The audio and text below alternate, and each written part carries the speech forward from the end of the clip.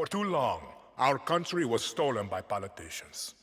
But you elected a vision, a cure, a road to paradise.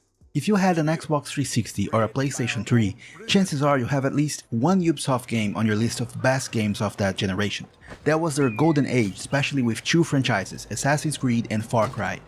Pretty much all the Assassin's Creed games from that generation were great and worth playing, with my favorites being 3 and 4, and Far Cry 3 is probably the best one in the series. But in the next generation, Ubisoft started to lose its way a bit with the sequels, lacking innovation and rushing games, which resulted in one of the buggiest Assassin's Creeds ever released, as well as a new focus on making games longer and longer. It seemed as though quantity was being mistaken for quality, assuming that more activities meant more fun, which isn't always the case. That's how Assassin's Creed Valhalla turned into a prime example of how some modern open-world games become so bloated with content that they feel almost like a bad joke on the player's time. Its map, cluttered with activity icons, illustrates how quantity can sometimes overshadow quality, making the game feel more like a test of endurance rather than an enjoyable experience. And as someone who really liked the series and has played all the main Far Cry games, I went into this latest one with a certain fear that the excessive things to do and a formula that lacks innovation or personality had also made its way into Far Cry. At first glance, things seem to be heading in the right direction. The choice to set this game on a tropical island opens up space for a vibrant atmosphere that's perfect for an action game like this. And after the Mesolithic age in Primal and a visit to Montana in 5, it's great to see this game return to a tropical setting, something that hasn't happened since Far Cry 3. The game takes place in Yara, which is clearly a fictional version of Cuba, and the overall scenery is quite beautiful, especially in the mountainous regions when you get a great view of the island from top to bottom, and it's even better at sunset and sunrise. The graphics are really excellent. Another step in the right direction is that the gunplay feels great, with a good amount of recoil that makes you have to pay attention while shooting. It's not just about holding down the trigger and letting the game assist do the rest. Plus, the variety here is great, with pistols, machine guns, sniper rifles, shotguns, and even some improvised weapons called resolvers that can shoot nails or fire harpoons into targets. And of course, the traditional Far Cry bow couldn't be left out. You also need to use different types of ammo, as you have enemies with varying degrees of armor and resistance, but since you can carry 4 weapons and equip any weapon from your inventory at any time straight from the menu, it's not really a limiting factor as it should have been. Yara is a huge island, and in true Far Cry fashion, you still have land, sea and air vehicles, including motorcycles, improvised helicopters, boats, jet skis and even horses. To clear the airspace and travel freely, you first have to destroy the anti-aircraft guns scattered across the island. Additionally, there are bases and checkpoints that need to be taken over to reduce patrols, open up the map, and unlock new items and resources. And I won't deny it, it's pretty awesome to fly over an enemy base, jump out in a wingsuit, open the parachute, and take over the place without triggering any alarms. It's a super satisfying gameplay that works well in those aspects. But with 16 anti-aircraft guns and 21 checkpoints scattered across the map, the cycle, as interesting as it might be initially, quickly becomes repetitive and tedious.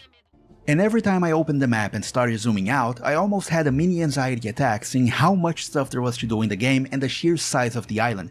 I wasn't aware I had just signed up for a second job. Another change in direction in this game is that character upgrades now happen by getting better gear or upgrading your current items, not by unlocking new skills or gaining more experience.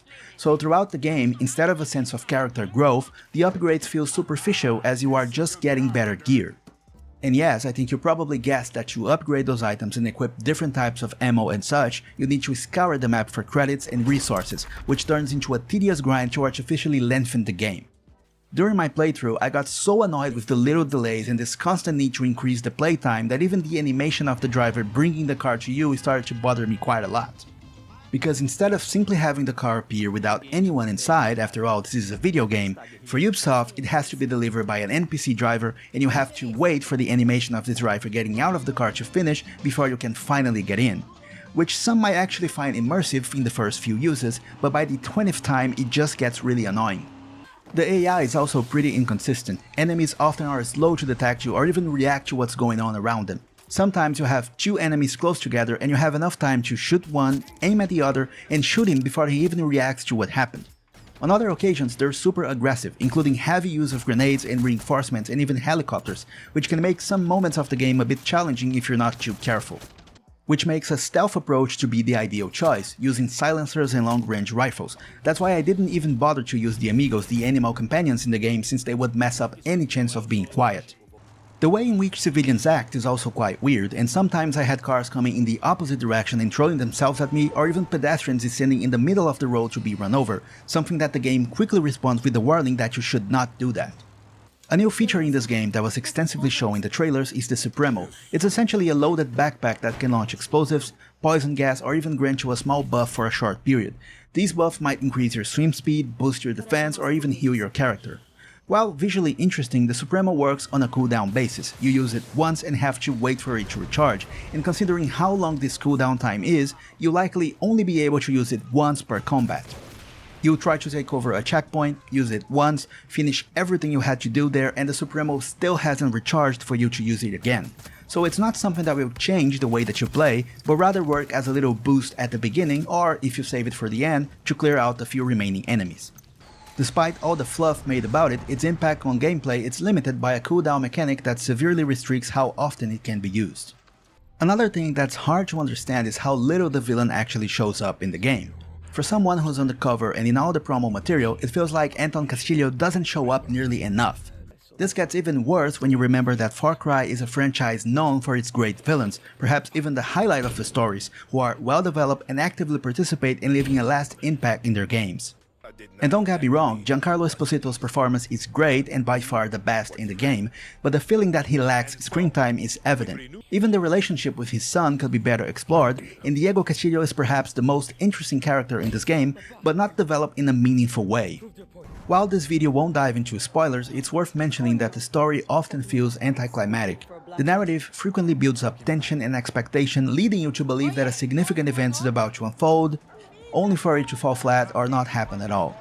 To make matters worse, the side characters who are part of the resistance are, for the most part, poorly developed and lack any charisma or seriousness, and the villains of each district are also cartoonish and completely forgettable. It seems like this game didn't have the guts to go for a completely crazy and cartoonish story, nor did it take itself seriously enough to create a more dramatic and emotional tone. And the result is a very strange mix. And when you have poorly written characters and a villain that doesn't show up nearly enough, you get a story that feels as unremarkable as possible.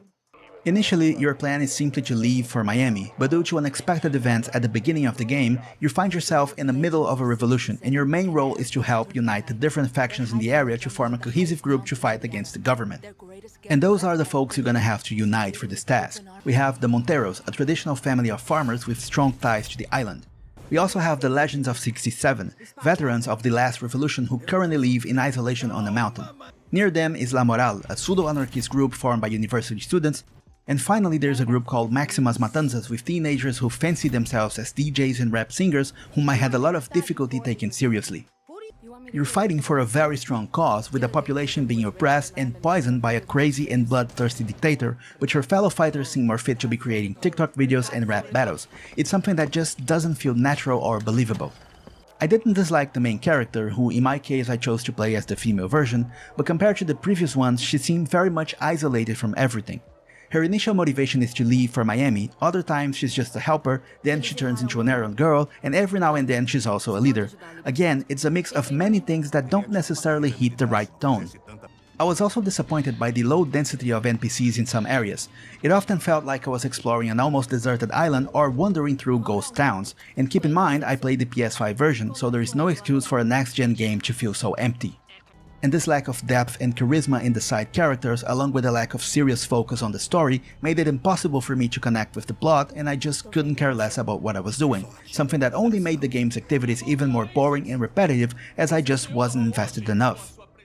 With the latest Assassin's Creed, Ubisoft took 2 steps back in order to take 1 step forward, with Assassin's Creed Mirage having a smaller map and a main story that can be completed in just 16 hours, far less than the 60 hours needed to see the end credits in Valhalla. In thinking about what I hope for the future of Far Cry, I can't help but imagine that the solution is the same. Focus on a game with a smaller scope and higher quality activities, with a story that makes a clear choice about whether it wants to take itself seriously or not, and better developed and charismatic characters.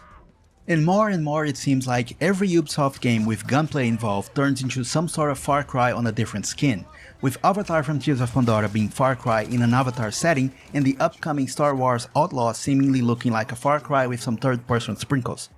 Now, is Far Cry 6 the worst game of all time or the worst Ubisoft game of all time for that matter? No, it isn't.